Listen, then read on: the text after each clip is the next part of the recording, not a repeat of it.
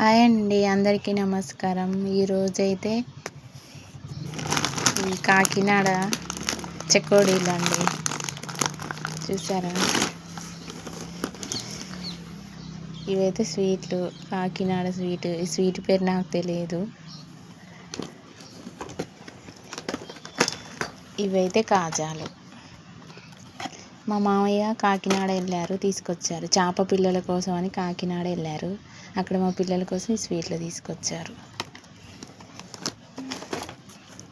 First time మేము కాకినాడ స్వీట్లు తింటున్నాం. ఈ స్వీట్ పేరేంటో తెలియదు నాకు.